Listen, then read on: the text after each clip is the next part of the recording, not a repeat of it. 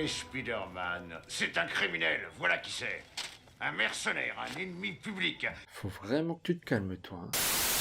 Salut la compagnie, c'est Pandar et j'espère que vous allez bien. Comme vous le savez, la bande-annonce de Spider-Man No Way Home est enfin sortie. Très bien. Je n'en ferai rien. Cette scène est encore floue pour moi, je crois. Bref, la bande-annonce est sortie et je me suis dit que c'était l'occasion de retourner dans le passé pour vous parler des différents Spider-Man apparus au cinéma. Donc ça sera une série de 3-4 épisodes sur les différents Spider-Man. Donc c'est parti pour vous parler de la trilogie de Sam Raimi.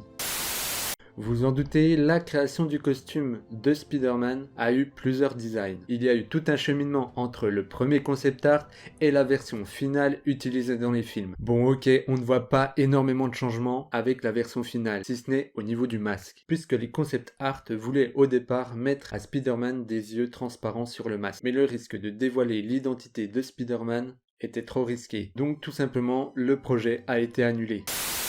Dans cette autre version, on peut remarquer quelques petits changements. Et comme je suis quelqu'un de gentil, on va jouer au jeu des différences. Donc je vous laisse quelques secondes pour analyser les deux images. Il y a d'un côté le concept art et de l'autre la version finale.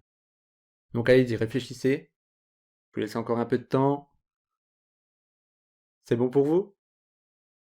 Alors n'hésitez pas à me dire en commentaire les différences que vous avez vues. On remarque au niveau du visage un changement avec les yeux. Ah mais en fait ils ont vraiment un souci avec les yeux de Spider-Man. Hein.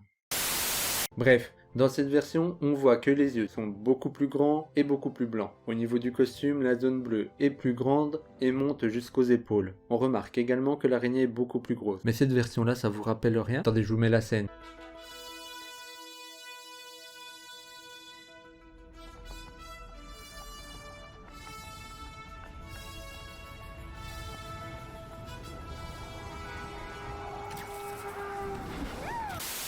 Maintenant, je vais vous parler des lance-toiles de Spider-Man. Bon, on se souvient tous de cette scène. Mais savez-vous qu'à la base, Spider-Man devait avoir des lance-toiles, comme la version de Andrew Garfield et de Tom Holland? Non? Bah voilà, maintenant vous savez. Allez, ciao! Non, en vrai, il avait été décidé que Peter n'utiliserait pas de lance-toile pour vraiment montrer le côté naturel du personnage. Sam Raimi avait peur que cette version-là ne soit pas appréciée par les fans, et que de ce fait, ce Spider-Man ne soit pas pris au sérieux. En gros, il avait peur que les gens disent oui, bah Spidey, il a besoin de gadgets pour affronter les méchants. Ah oui? C'est quoi ça?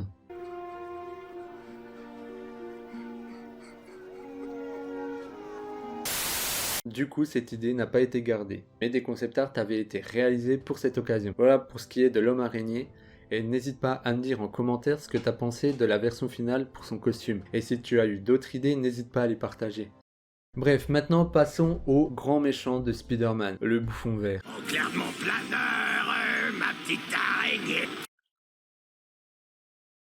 Prête-moi ta toile pour t'y étrangler. Vous vous en doutez, si Spider-Man a eu droit à différentes versions pour son costume, il en est de même pour le bouffon vert. Mais avant toute chose, n'oublions pas que Sam Raimi, à la base, est un réalisateur de films d'horreur. Il a notamment travaillé sur la trilogie des Evil Dead, mais également sur le film Jusqu'en Enfer. C'est pourquoi il avait imaginé un bouffon vert beaucoup plus réaliste et monstrueux. On y voit dans cette version un espèce d'alien xénomorphe qui aurait donné au bouffon vert une apparence totalement différente. Cependant, cela aurait pu être trop effrayant pour les jeunes téléspectateurs. C'est pourquoi Sam Raimi a décidé de partir sur une autre version du bouffon vert. Par exemple, dans cette version, on voit Norman Osborn porter un masque tribaux, faisant très certainement partie de sa collection personnelle, se rapprochant petit à petit de sa version du bouffon vert. Toi et moi ne sommes pas si différents.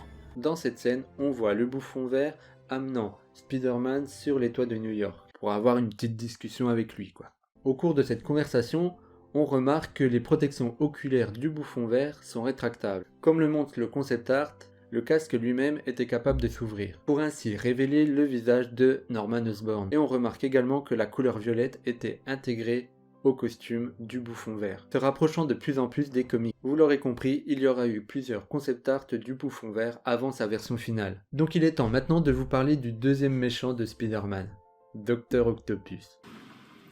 Salut Peter. Même si le Dr Octopus d'Alfred Molina a été accepté par la plupart des fans, on remarque tout de même que le réalisateur ne s'est pas vraiment foulé sur son costume. Bon, ok, mis à part sur ses tentacules.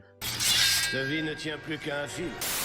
Dans cette version, on voit Dr Octopus vêtu tout de noir avec une longue cape. On voit également que ses tentacules sont beaucoup plus élégantes que dans la version du film. Et savez-vous qu'à la base, Sam Raimi avait prévu d'intégrer Dr Octopus dans le premier volet de Spider-Man, à la place du bouffon vert. À cette occasion, un concept art avait été réalisé montrant un Dr Octopus chauve avec des capteurs sur la tête. On voit également que dans cette version, les tentacules sont beaucoup plus fines et raccordées à une espèce de pack dans le dos. Ouais, un pack. Je savais pas comment appeler ça, du coup j'ai appelé ça un pack. Dans ce concept art, on voit la fameuse scène de l'hôpital, où Doc Ock se réveille après son expérience ratée. Il décide alors d'attaquer tout le monde dans la salle.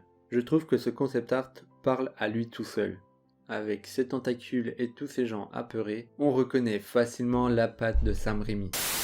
Maintenant je vais vous parler de Venom. Non, désolé, pas cette version-là, je me suis trompé. Bref, les concept art de Venom nous montrent un tout autre personnage, mais notamment sur la transformation de Eddie Brock. Ce concept art montre et fait ressentir la transformation douloureuse d'Eddie Brock en Venom. On retrouve encore une fois le côté film d'horreur de Sam Raimi. Dans cette version, Venom semble encore une fois être inspiré d'un film d'horreur. Il accentue la folie du personnage, prêt à tout pour tuer Spider-Man. Il y a eu d'autres versions de Venom pour la trilogie de Sam Raimi. Pour ce qui est du reste, je vous laisse découvrir par vous-même. Je suis content, c'est le printemps, aujourd'hui j'ai rien à faire, quelle aubaine de turlutaine, je marche le nez en l'air, je suis content, c'est le printemps, les arbres sont en couleur dans les nids, mes petits s'écosillent tout son cœur. Nous rentrons maintenant dans la dernière partie de cette vidéo. Bien avant le reboot de Spider-Man avec The Amazing Spider-Man, Sam Raimi avait prévu un 4e volet. Pour ceux qui ne le savent pas, ce 4e film devait opposer Spider-Man à Mysterio ainsi que le vautour. Quelques années plus tard, des concept art ont été dévoilés. On y découvre des images de Mysterio ainsi que des scènes de combat du vautour. On aurait pu également faire la rencontre de Felicia Hardy, alias Black Cat. Ce rôle était destiné à être incarné par l'actrice Anna Tawai. On verra plus tard dans le rôle de Catwoman dans The Dark Knight Rises. Mais vous doutez bien qu'au vu des retours qu'il y a eu sur le Spider-Man 3, Sam Raimi a préféré annuler la production du film. Moi personnellement, je pense que ça m'aurait pas déplu de voir le 4e volet en espérant que ce film soit mieux que le 3e. Mais d'un autre côté, je me dis que c'est peut-être pas plus mal que le film soit annulé. Et vous, dites-moi en commentaire ce que vous en pensez. Voilà pour ce qui est des concept art dans la version de Sam Raimi. Si la vidéo t'a plu, n'hésite pas à la liker et à me le dire en commentaire. Si c'est pas encore fait, je t'invite à t'abonner et à activer la petite cloche pour rester à l'affût de la prochaine vidéo, qui d'ailleurs concernera The Amazing Spider-Man. Bref, c'était Pandart et je vous dis à bientôt dans une prochaine vidéo. Ciao!